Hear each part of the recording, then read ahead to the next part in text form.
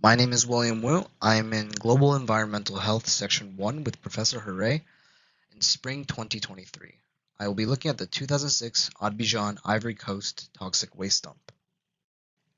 So the purpose and objectives of this video are to communicate information about the 2006 Abidjan, Ivory Coast toxic waste dump, and to also examine the health impacts resulting from exposure to toxic chemicals from the dump on both the local population and environment. I will also provide an overview and timeline of the cleanup process.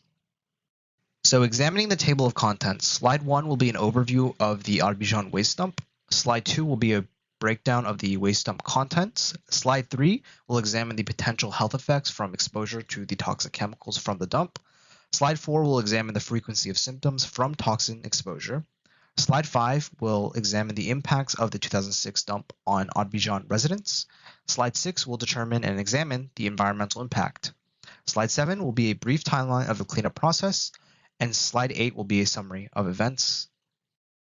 As a brief overview of the 2006 Ivory Coast toxic waste dump, the dump occurred in Abidjan, which is a port city with a population of 4 million as of 2006 when the dump occurred. It is the largest city in the Ivory Coast and considered the economic capital of the country. So on August 20th, residents of Abidjan woke to a foul stench that was a resultant of an illegal dump that took place the night of August 19th, 2006.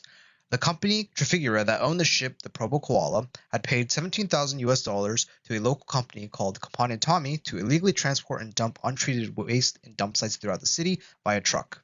There were at least 16 to 18 confirmed dump sites with around 500 tons of untreated waste in total dumped. The toxic waste content aboard the Probo Koala was a resultant of the caustic washing process that is used to remove corrosive and pungent sulfur compounds from low-quality crude oil, in our case, unrefined gasoline called coke or naphtha. When we break down the exact contents of our waste dump, we find that around 74.45%, or 379 metric tons of the waste, is aqueous waste. 26.55%, or 137 metric tons, is hydrocarbon waste.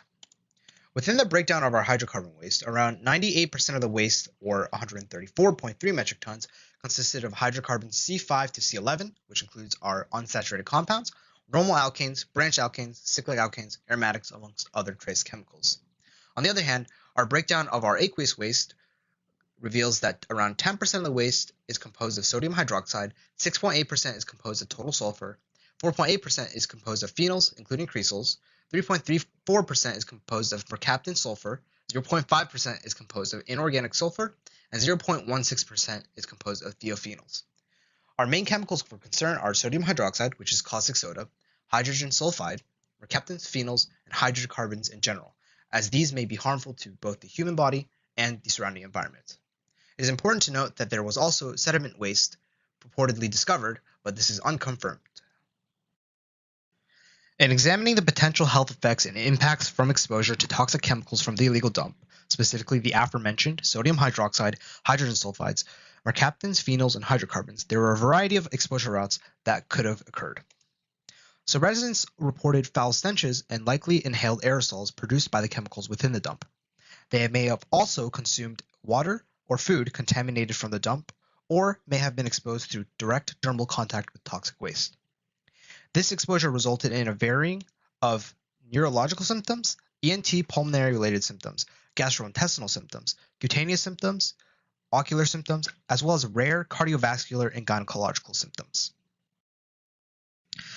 In observing the frequency of symptoms from toxin exposure, symptoms that were commonly discovered in the 98,108 patient health consultations associated with the dump were general and neurological symptoms at 73.4% or 72,062 occurrences, ENT or pulmonary symptoms at 68.1% or 66,853 cases, digestive symptoms at 55.9% or 54,845 cases, cutaneous symptoms at 28.5% or 27,999 cases, and ocular symptoms at 17.7% or 17,350 cases.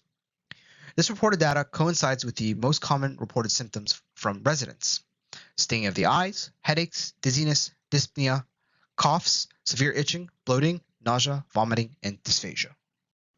In observing the impacts of the 2006 dump on Abidjan residents, following the government's decision to provide free health services related to potential exposures on August 24, 2006, there was a small increase in the number of health consultations in Abidjan health facilities.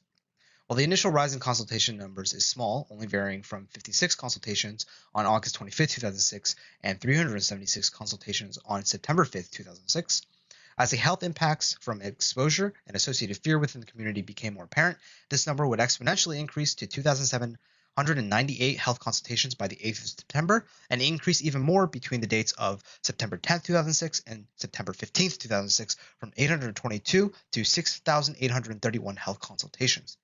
By the end of the emergency medical response period in October 2006, there were at least a reported 10 to 17 deaths, at least 69 hospitalizations, and a total of 107,000 consultations related to toxin exposure. In addition to the aforementioned human health ramifications, the 2006 Ivory Coast toxic waste disaster also impacted the local environment. As liquid from the dump seeped out or combined with rainwater, the surrounding soil and potential drinking water sources would have been contaminated. Additionally, animals that drink or eat from contaminated sources would have impacted the surrounding food chain. Furthermore, fumes and vapors from the dump damage and pollute the surrounding air, and seepage from toxins from the dump sites negatively impact the coastal aquatic environments. After the risks to the environment and human health becomes evident, a necessity of a cleanup is apparent. 4 weeks after the initial toxic waste dumping on September 14, 2006, the French company Tredi is contracted by the Ivorian government to clean up dump sites across Abidjan. On February 17, 2007, Trafigura reaches a settlement with the Ivorian government to pay $190 million in damages related to the spill. This indirectly results in the March 2007 ceasing of Tredi cleanup efforts. This is then followed by the contracting of Biogenie in September 2007 to begin the cleanup process of biodegradation. However, despite these efforts, the UN expresses its concern in August of 2008 over cleanup delays as residents continue to report foul stenches and health complications. In summary, the company Trafigura dumped toxic waste that resulted from the caustic washing process aboard the Probo Koala in various dump sites across Abidjan via truck on August 19, 2006. The toxic waste that consisted of aqueous and hydrocarbon waste had numerous environmental and health impacts, and cleanup efforts have generally failed the local population. While Trafigura has maintained its stance that the spill has not had extensive health impacts or environmental impacts, there have been criminal charges and long-lasting environmental and human health impacts from toxin exposure seen in Abidjan. Finally, Trafigura has settled an out-of-court sum of $50 million to be paid to victims in the Ivory Coast suffering from injuries related to the toxic waste. As you can see, this is a list of my references, and thank you for listening.